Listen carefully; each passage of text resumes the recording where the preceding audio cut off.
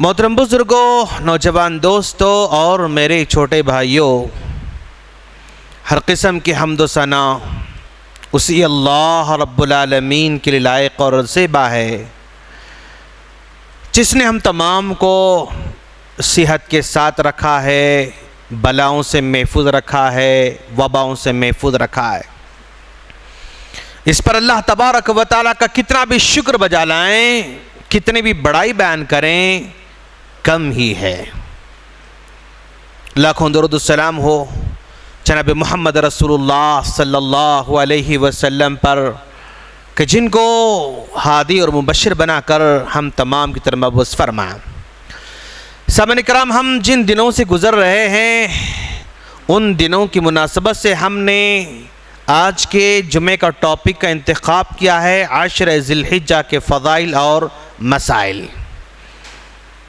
आप सभी जानते हैं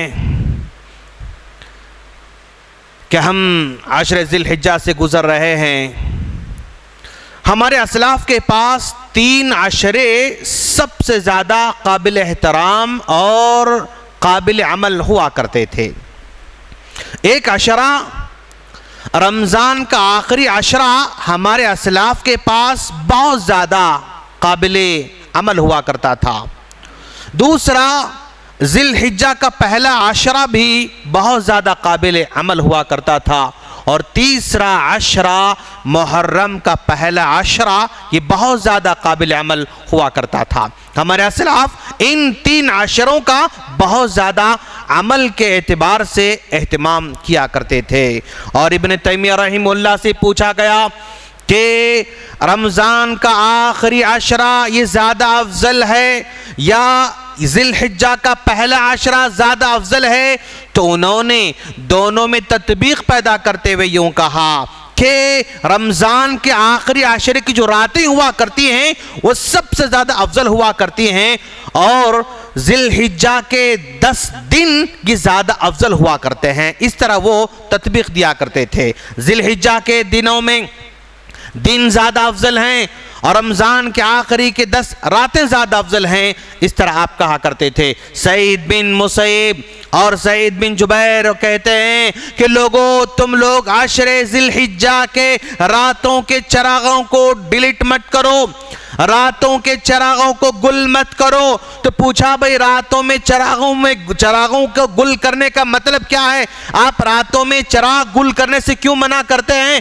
तो आप कहते थे कि रातों में चराग गुल इसलिए मत करो कि तुम रातों में इबादत कर सको, रातों में तिलावत कर सको, रातों में क़ियामुल लैल का एहतमाम कर सको। यहाँ तक वो कहते थे अपने खादिमों को भी रातों में क़ियामुल लैल की तलक़ीन करते रहो, अपने खादिमों को भी अपने साथ सहरी में शामिल करते रहो। तो गोया वो कहते हैं कि अपने खादिमों को भी सहरी कराने का एहतमाम करते रहो, इतनी ज़्यादा वो ताकीद करते थे। और अल्लाह के रसूल सल्लल्लाहु अलैहि वसल्लम ने तो फरमाया, तिरमिज़ी की रिवायत के मुताबिक, इन 10 दिनों में बंदा जो भी अमल करता है वो सबसे ज़्यादा जो है काबिल अजर है, वो सबसे ज़्यादा अजर वाले हैं। सहाबा कराम ने कहा, अल्लाह का रसूल, का आदमी जिहाद में जाता है तो क्या उससे भी ज़्यादा है? तो आपने कहा हाँ, एक आदमी जिहाद में जाता है तो उससे भी ज़्यादा इसमें सवाब मिलने वाला है। हाँ, इल्ला कि वो गया जाकर शहीद हो जाता है और अपना माल जान सब कुर्बान कर देता है, उसके बराबर तो नहीं हो सकता है। लेकिन अगर जाकर वापस लौट कर आता है तो उसके मुकाबले में इन दिनों में अमल किया जाने वाला अमल ज्यादा अजर वाला है। आप यूं कहा। तो सामने किराम, इन 10 दिनों के अंदर हम गुजर रहे हैं। चलिए जरा हम इन दिनों में क्या करना है थोड़ा सा प्लान बना लेंगे इंशाअल्लाह कि इन दिनों में दोस्तों सदका व खैरात का एहतमाम करते रहें। यकीनन रमज़ान में आपने बहुत कुछ किया होगा माशाअल्लाह। आपने कपड़े भी दिए होंगे, आपने अनाज भी दिया होगा, आपने किट्स भी दिए होंगे, आपने जो है लोगों को पैसे भी दिए होंगे, ज़कात भी निकाला होगा, सब कुछ किया होगा माशाअल्लाह। लेकिन जिन हालात से हम गुजर रहे हैं ना, उन हालात में सदका बहुत ज्यादा अहमियत का हामिल है। इसलिए कि सदका अल्लाह के गुस्से को ठंडा करने वाला है। अल्लाह का गुस्सा ठंडा करना अगर हम चाहते हैं तो सदका करें। सदक़े के लिए हाँ क्वांटिटी अल्लाह तबारक व तआला नहीं देखता, क्वालिटी देखने वाला है। किस नीयत से आप कर रहे हैं, کس جذبے کے ساتھ آپ کر رہے ہیں, کن حالات میں آپ کر رہے ہیں, آپ کن مشکلات سے گزرتے ہوئے پھر بھی آپ کر رہے ہیں, وہ زیادہ اللہ تعالیٰ کے پاس قابل قبول ہوتا ہے. تو ان دنوں میں صدقے کو جاری رکھیں. یقین رمضان میں ہم نے بہت کچھ کیا ہے, لیکن ابھی بھی لوگ مشکلات سے گزر رہے ہیں, ابھی بھی لوگ جو ہے دواخانوں کے اندر پریشان ہیں, ابھی بھی لوگ آکسیجن کے لیے تڑپ رہے ہیں, ابھی بھی لوگ بیڈ کے لیے تڑپ رہے ہیں, ابھی بھی لوگ جو ہے دواخانوں میں ایڈمیشن نہیں مل رہا ہے, پریشان ہیں. تو ایسی صورت میں آپ جو ہو سکتا آپ کرتے رہیں. آپ کی زبان سے کسی کو بیڈ مل سکتا ہے, آپ دلائیں. آپ کے ریکمنڈ سے اگر کسی کا فائدہ ہو سکتا ہے, آپ ریکمنڈ کریں. آپ کے ایک کال سے کسی کا فائدہ ہو سکتا ہے تو آپ کال کریں. جس طرح ہو سکتا ہے آپ کی باتوں کا, آپ کے مال کا, آپ کی رہنمائی کا, آپ کے مشورے کا, جو ہو سکتا ہے آپ جو ہے ضرور مدد کرتے رہیں. صدقہ میں شمار ہوگا انشاءاللہ. اور ساتھ ساتھ میں دوستو, ان دنوں کے اندر ہم صدقہ کرنے کے ساتھ ساتھ دعاؤں کا اہتمام کرتے رہیں.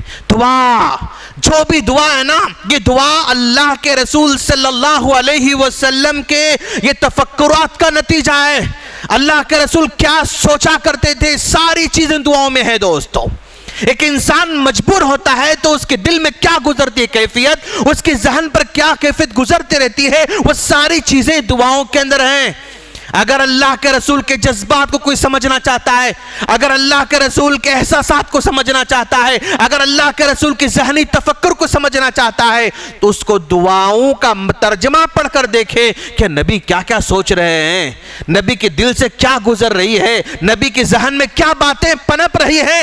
ہم کو دعاؤں کا ترجمہ جو ہے پڑھنے سے سمجھ میں آتا ہے. تو دعاؤں کا اہتمام کرتے رہیں. یہ دعائیں یہ خطبے کے موقع پر بھی ہو سکتی ہیں, یہ دعائیں جو ہے فجر سے پہلے بھی ہو سکتی ہیں, یہ دعائیں نماز کے بعد بھی ہو سکتی ہیں, یہ دعائیں چلتے پھرتے ہو سکتی ہیں. اور یاد رکھو دوست, خاص طور پر اپنے لیے دعا تو سب کرتے ہیں, لیکن آپ دوسروں کے حق میں دعا کرنا ہم پر ضروری ہے.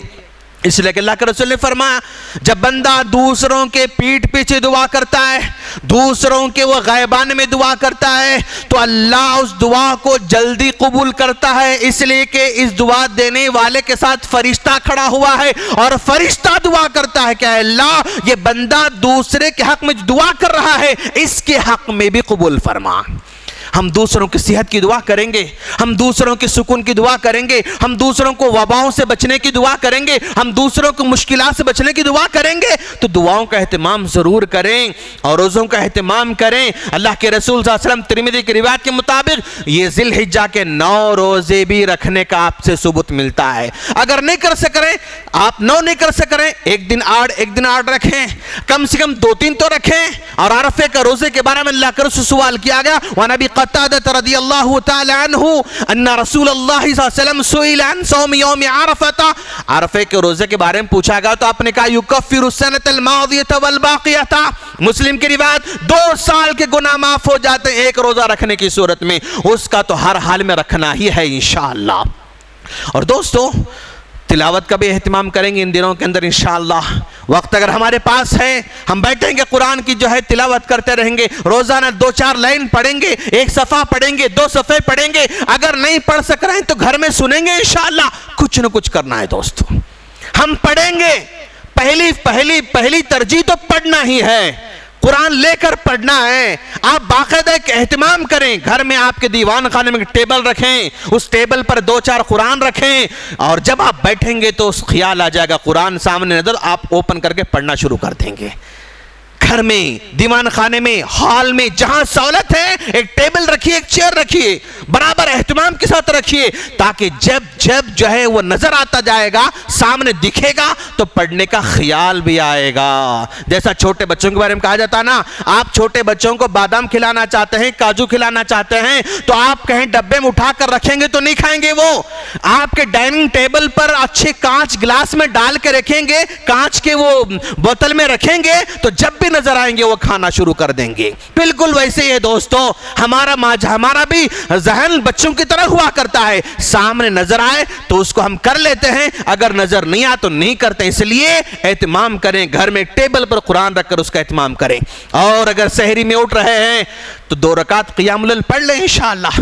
اگر آپ لیٹ سو رہے ہیں 2 رکعت پڑھ کر سو جائیں، آپ 2 رکعت سے شروع کریں، پہلے 8 رکعت پڑھنے کی ضرورت نہیں، 2 پڑھیں گے آپ کو مزہ آئے گا، پھر 4 کل 4 پڑھیں گے آپ کو مزہ آئے گا۔ تو ہمیشہ کام تھوڑا تھوڑا شروع کریں۔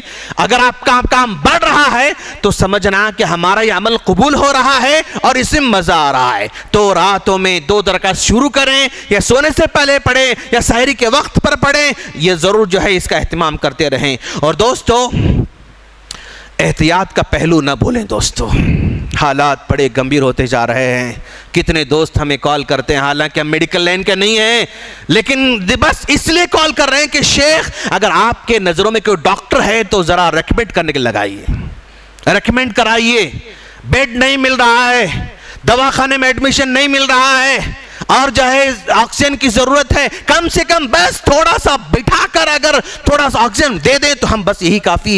لوگ پریشان ہیں دوست، ایک ہاسپٹل کا جو ہے ایک دن کا رینٹ 70,000 سے سٹارٹ ہے، آج 80,000 90,000 لاکھ، جہاں کوئی اس کا حسابی کتابی نہیں ہے دوستو۔ احتیاط کریں دوست، ہمارا معاشرہ، ہمارا کلچر، ہمارا مزاج ایسا بنا ہوا ہے کہ جب مصیبت آ پڑتی ہے تو پیسہ خرچ کرنے تیار ہو جاتے ہیں، مصیبت آنے سے پہلے، پرابلم آنے سے پہلے احتیاط کے لیے ہمیں کچھ خرچہ نہیں کرتے ہیں ہم لوگ ہر معاملے میں دوستو۔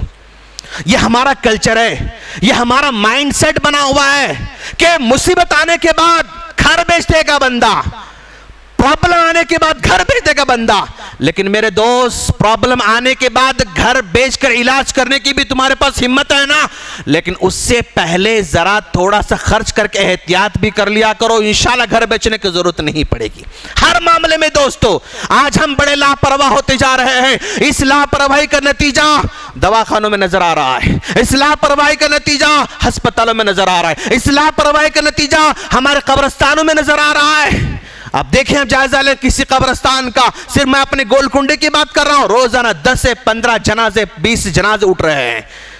کہ جنازے کہاں جا رہے ہیں، یہ جنازے کیوں اٹھ رہے ہیں دوست؟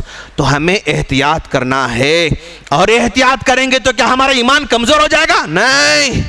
احتیاط کرنا کہ توکل کے خلاف ہے؟ نہیں۔ احتیاط کرنا کیا یہ تقوی کے خلاف ہے؟ نہیں۔ اللہ کے رسول صلی اللہ علیہ وسلم احتیاط کرنے کی تلقین کیا کرتے تھے، اور بہت زیادہ احتیاط کرنے کی تلقین کیا کرتے تھے۔ صحابی اللہ کے رسول صلی اللہ علیہ وسلم کے جنگ میں جو ہے گئے ہوئے ہیں، اور ایک صحابی کے سر پر پتھر لگا، سر زخمی ہو گیا، اور جو ہے اسی حالت میں رات گزاری۔ صبح سویرے اپنے ساتھیوں سے پوچھا کہ بھائی میرے سر میں تو زخم ہے، اور انتہائی سردی کا موسم ہے، اور میں ناپاک بھی ہو چکا ہوں، احتلام ہوا ہے، اب مجھے کیا کرنا چاہیے؟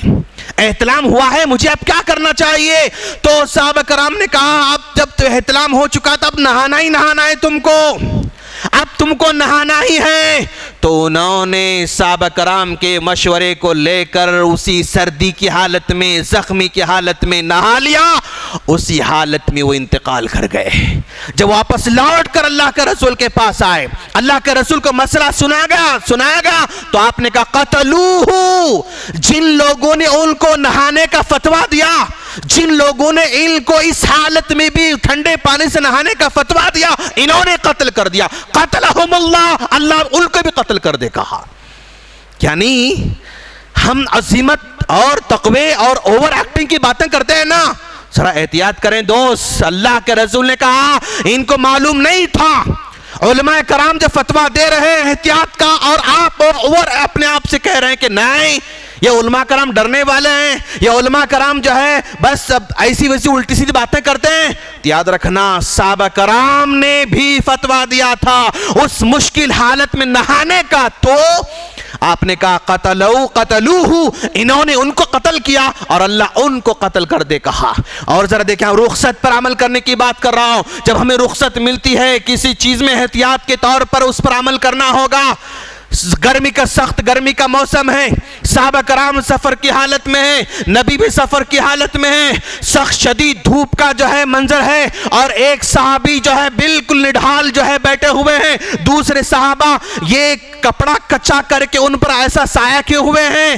تو اللہ کے رسول نے پوچھا بھائی یہ سایہ ان کو کیوں کیا گیا ہے؟ تو صحابہ کرام نے کہا اللہ کے رسول سفر کی حالت میں ہیں، شدت کی گرمی ہے، روزے کی حالت میں ہیں، اب یہ نڈھال ہوتے جا رہے ہیں، ان کو ذرا سکون پہنچانے کے لیے ہم نے کپڑا کچا کر کے سایہ کیا ہوا ہے۔ تو آپ نے کہا جاؤ ان سے کہو کہ روزہ توڑ دے۔ سفر میں روزہ رکھنا ضروری نہیں ہے، سفر میں اتنی مشکل کو برداشت کرتے روزہ رکھنے کی ضرورت نہیں ہے، جب رخصت ملی ہے تو آپ رخصت سے فائدہ اٹھانا ہی شریعت ہے۔ اگر آپ کو سہولتیں دی جا رہی ہیں اور آپ کو بچنے کے جو ہے بہت ساری چیزیں دی جا رہی ہیں، بچنا ہی شریعت ہے، احتیاط کرنا ہی شریعت ہے۔ اوور ایکٹنگ کرنا اس کو شریعت نہیں کہا جاتا ہے، خود بھی پریشان ہوتے ہیں اوروں کو بھی پریشان کرتے ہیں۔ دوست اس میں ذرا احتیاط کرنے کی ضرورت ہے۔ اور یاد رکھیں دوست، قربانی کے دن ماشاءاللہ قریب آتے جا رہے ہیں، تو دو چار مسئلے قربانی کے ہم بتائیں گے تاکہ ہم کو آسانی ہو قربانی کے مسائل میں۔ عام طور پر اس سوال کیا آتا ہے مول صاحب یہ قربانی کا کوئی نصاب ہے کیا؟ جس زکوٰۃ میں نصاب ہوتا ہے، ہمارا مال اتنا ہو تو زکوٰۃ نکالنا ہے اور اتنا ہو تو زکوٰۃ نکالنا، تو کیا قربانی واجب ہونے کے لیے بھی کوئی نصاب ہے کیا؟ اتنا مال ہو تو اب آپ پر نصاب آ گیا، اب آپ کو کرنا ہے قربانی، اس کا کوئی نصاب نہیں ہے۔ اس کے لیے اماؤنٹ کے کوئی جو ہے فکس اماؤنٹ نہیں ہے کہ اتنا مال ہو، اتنا سونا ہو، اتنا چاندی ہو تو آپ کو قربانی کرنا ہے، اس میں کوئی نصاب نہیں ہے۔ اور یہ قربانی فرض ہے یا سنت ہے، کیا ہے، واجب ہے، کیا ہے؟ یہ قربانی سنت مؤکدہ ہے، یہ قربانی سنت مؤکدہ ہے۔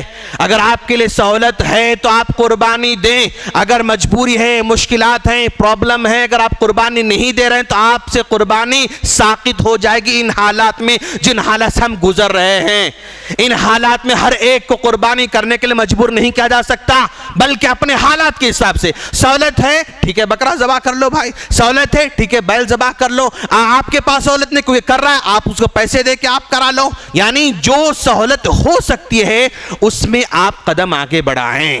اور پھر اس کے بعد ایک سوال یہ کیا جاتا ہے کہ بھئی کیا پہلی قربانی کیا نبی کی طرف سے ہونا ضروری ہے؟ عام طور پر بھئی اب تک ہم قربانی نہیں کرے، اب ہم قربانی کرنا چاہ رہے، تو کیا پہلی قربانی نبی کی جانب سے ہونا ہے؟ ایسا لوگ کہتے ہیں صحیح ہے، تو یہ صحیح نہیں ہے۔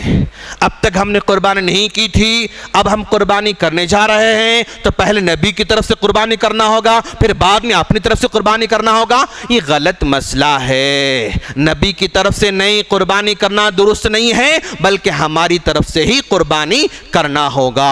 اور اسی طرح مرحومین کی طرف سے بار بار سوالات کرتے رہتے ہیں، تو یاد رکھیں مرحومین کے تعلق سے جو ہے تین باتیں آپ کو یاد رکھنے کی ضرورت ہے۔ سب سے پہلی بات کہ آپ جو قربانی کر رہے ہیں، جو قربانی آپ کر رہے ہیں، اور اسی قربانی میں ان کی طرف سے نیت کر لینا کہ ہمارے والد صاحب کا انتقال ہو گیا، امی کا انتقال ہوا، نانی کا انتقال ہو، جو بھی ہوا ہے ہم ان کو بھی اپنے ثواب میں شامل کرنا چاہتے ہیں، تو اپنی جو قربانی ہے اس میں ان کو شامل کر لینا، یہ ثابت ہے، یہ درست ہے۔ اور دوسرا مسئلہ مستقل طور پر ان کے نام سے قربانی کرنا، اس کا ثبوت موجود نہیں ہے، اس کا ثبوت موجود نہیں ہے۔ ہاں ہم ان کو ایصال ثواب کرنا چاہتے ہیں، جو مرحوم ہیں ان کو ثواب پہنچانا چاہتے ہیں، تو بھئی آپ ثواب پہنچانے مقصد ہے، آپ جو ہے ان کے حق میں صدقہ کرتے رہیں، آپ خیرات کرتے رہیں، آپ مان لو 5000 کی جو ہے ایک حصہ ہو سکتا ہے، یا 8000 کا بکرا ہو سکتا ہے، آپ کسی مسجد کی تعمیر میں لگا دیں، کسی مسجد خریداری میں لگا دیں، یہ ثواب پکا ان کو پہنچنے والا ہے۔ مستقل طور پر ان کے نام کا حصہ لینا، مستقل طور پر ان کے نام بکرا ذبح کرنا، جانور ذبح کرنا، یہ اللہ کے رسول سے ثابت نہیں ہے۔ اور اس کے بعد ایک میں قربانی کرنا چاہتا ہوں، تو کیا میری قربانی قبول ہونے کے لیے پہلا میرا عقیقہ ہونا شرط ہے؟ کچھ لوگ بولتے ہیں نہیں بھائی پہلے آپ کا عقیقہ ہوا کہ دیکھو اگر عقیقہ ہوا ہے تمہارا تو آپ قربانی تم کر سکتے, اگر عقیقہ نہیں ہوا تو پھر قربانی نہیں کر سکتے. غلط بات ہے. عقیقہ الگ چیز ہے, قربانی الگ چیز ہے. آپ کا عقیقہ ہوا ہو نہ ہوا ہو ہر حال میں آپ قربانی کر سکتے. عقیقہ رکاوٹ نہیں بنتا ہے آپ کی قربانی کے لیے. اور اسی طرح بھائی ہم نے تو قربانی میں حصہ لیا ہے, بڑے جانور میں لیا ہے یا بکرا لیا ہے, ہم نے کسی اور کے حوالے کر دیا ہے, تو قربانی کرنے سے پہلے اس کو ہاتھ لگانا ضروری ہے کیا؟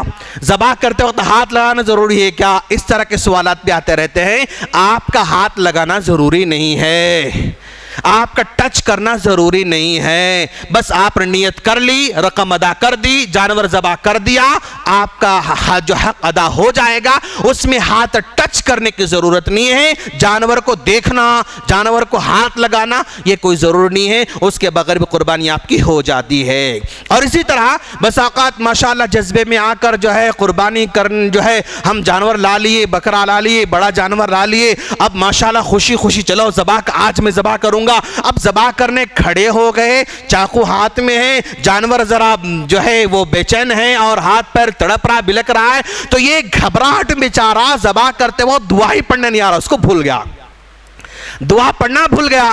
تو کیا اب اس کی قربانی ہوتی نہیں ہوتی؟ تو اگر دعا پڑھنا بھول گیا تو بھی قربانی ہو جاتی. صرف بسم اللہ اللہ اکبر کہنا کافی ہو جائے گا. انی وجہت وجہ الذی فطر السماوات, شیخ پڑھے تو بھول جا رہا ہوں میں, چٹی پکڑ کے پڑھ رہے تھے, وہ سب پڑھنے کی ضرورت نہیں ہے. اور جو ہے اجتماعی طور پر قربانی ہو رہی ہے, اب 7 نام پوروں کے نام لے لے کے جو ہے ہم قربانی کر رہے ہیں, وہ بھی اس کی بھی ضرورت نہیں ہے. 7 لوگوں کا نام ذبح کرنے سے پہلے کھڑے ہو کے لینا بھی ضروری نہیں ہے. بس اللہ نیتوں کو جاننے والا ہے, اور 7 لوگ جو اس طرف سے ہیں وہ کر دینا کافی ہے, نام لینا ضروری نہیں ہے. اور اسی طرح آج کل کیا کہتے ہیں بھائی, اگر ہم کو قربانی کرنا مشکل ہے, سہولت نہیں ہے, گھر چھوٹا ہے, اپارٹمنٹ میں رہتے ہیں اور پرابلم ہے, جس قصاب کو ہم لا رہے ہیں وہ قصاب پتہ نہیں کیسا ہے, فلاں سو اینڈ سو 10 مسئلے رہتے ہیں, 20 مسئلے رہتے ہیں, تو ہم قربانی تو نہیں کرنا چاہتے, یہ قربانی کی رقم ہم صدقہ کر دینا چاہتے ہیں, غریبوں میں تقسیم کرنا چاہتے ہیں, تو کیا ہماری قربانی ہو جائے گی؟ نہیں, آپ کی قربانی نہیں ہوگی.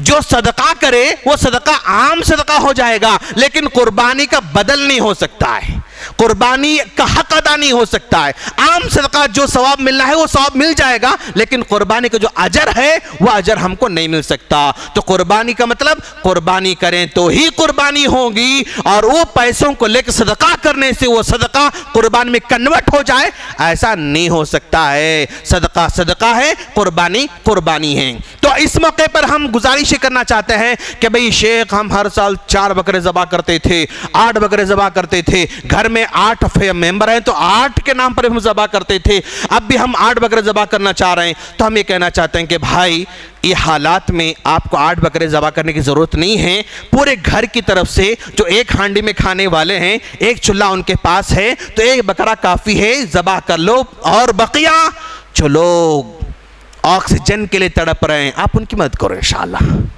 جو لوگ پریشان ہیں آپ ان کی مدد کرو انشاءاللہ. تو ایک قربانی پورے گھر والوں کی طرف سے ہو جائے گی. ہر ممبر کے نام سے پہلے کرتے تھے, ٹھیک ہے ماشاءاللہ, لیکن فی الوقت جو حالات سے گزر رہے ہیں مسلمان حضرات, جو مسلمان غریب بھائی جو گزر رہے ہیں نا, ان حالات میں آپ ایک بکرا ذبح کر دیں اور بقیہ 8-7 بکرے ذبح کرتے تھے ہر سال آپ, اس سال آپ ان کو جو ہے جو انتہائی پریشان حال ہیں آپ ان کی مدد کریں انشاءاللہ. کیوں؟ قربانی تو ہو جائے گی, آپ کی قربانی پورے گھر والوں کی طرف سے ہو رہی ہے. اب ایسے موقع پہ آپ دوسروں کی مدد کریں, تاکہ ہو سکتا ہے ایک طرف قربانی ہے, ایک طرف جان بچانا ہے, تو افضل کون سا ہے؟ جان بچانا ہے, قربانی افضل نہیں ہے. جان بچانا یہ زیادہ افضل عمل ہے قربانی کے مقابلے میں. 7-8 کرنے کے بجائے 1-2 کر لیں, بقیہ آپ غریبوں کی مدد کریں, تاکہ انشاءاللہ آپ کا یہ عمل زیادہ قابل قبول ہوگا انشاءاللہ. اور اسی طرح قربانی کے مقابلے میں قربانی جو ہے کہ دنوں میں اب ہمیں اس بات کا اہتمام کریں کہ بھائی صاف صفائی اچھی رہے ہمارے پاس. ہم جو ہے بڑا جانور ذبح کرے, منڈی لا کے ڈال دیے, کہاں گلے کے سامنے لا کے ڈال دیے, بعض والوں کا خالی پلاٹ دکھتا تو اس میں لا کے ٹپ ٹپ سب لا کے ڈالنا شروع کر دیتے. تو خالی پلاٹ میں لا کے ڈال دینے سے کیا صفائی ہو جائے گی؟ نہیں دوست، نہیں. جہاں پراپر ڈالنے کے لیے پلیس بنایا گیا ہے اب وہیں پر پورے پولیتھین میں لپیٹ کے جو ہے اچھے انداز سے آپ ڈالیں. آپ صفائی کا بھرپور خیال کریں. اور خاص طور پر بارش کے دن ہیں جہاں بارش آتے ہی جو ہے بدبو پھیلنا شروع ہو جاتی ہے، مچھروں کی افزائش شروع ہو جاتی ہے، بے شمار وبائیں پھیل رہی ہیں. دوست صفائی کا سختی سے خیال کریں. آپ چھوٹی چیز بھی روڈ پہ نہ ڈالیں، چھوٹی چیز بھی خالی پلاٹ میں نہ ڈالیں. آپ کی اوجڑی بھی خالی پلاٹ میں نہیں ہونا چاہیے. ہر چیز پرفیکٹ انداز سے ایسا فیل ہو کہ بھی کتنے سمجھدار لوگ ہیں یہ لوگ، صفائی کتنا خیال کرتے ہیں، یہ فیل آنا چاہیے دوست.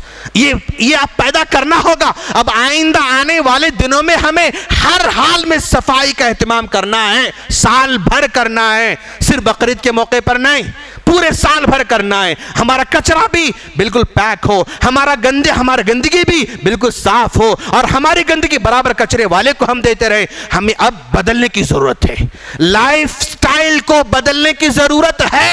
انشاءاللہ احتیاط کریں گے تو ہی وباؤں سے محفوظ رہیں گے، انشاءاللہ مشکلوں سے محفوظ رہیں گے انشاءاللہ. تو جو ہے یہ بڑے بڑے تجزیہ نگاروں کو کہنا ہے کہ ایک آدمی بیمار ہونے پر 100 روپے خرچ کر رہا ہے، ایک آدمی بیمار ہونے پر 100 روپے خرچ کر رہا ہے. کاش اگر وہ بیمار ہونے سے پہلے اپنی صحت پر 10 روپے اگر پوزیٹیو انداز سے خرچ کیا ہوتا نا تو 90 روپے بچا لیا ہوتا بیمار ہونے سے. یہ مائنڈ سیٹ کو بنانا ہے. ہم بھائی اچھے ہیں تو بھائی اچھے ہیں تو ٹھیک ہے، اور اچھے کیسے رہ سکتے ہیں، اس پر پیسہ خرچ کرنے کی ضرورت ہے. اب میں بیمار نہیں ہوں تو میں لاپرواہ ہوں، مجھے لاپرواہ اب نہیں بننا ہے، مجھے لاپرواہ اب نہیں بننا ہے. میں اچھا ہوں تو اچھا باقی رہوں، اس پر مجھے پوزیٹیو انداز میں مجھے کیا کیا اچھی چیزیں کھانا چاہیے، کیا پرہیز کرنا چاہیے، کیا چیزیں نہیں کھانا چاہیے، کس سے مشورہ لینا چاہیے. آپ کو 20 روپے خرچ کرنا پڑے تو خرچ کریں. آج اچھے رہنے کے لیے بھی خرچ کرنا ہوگا، صحت مند اپنی صحت کو باقی رکھنے کے لیے بھی خرچ کرنا ہوگا.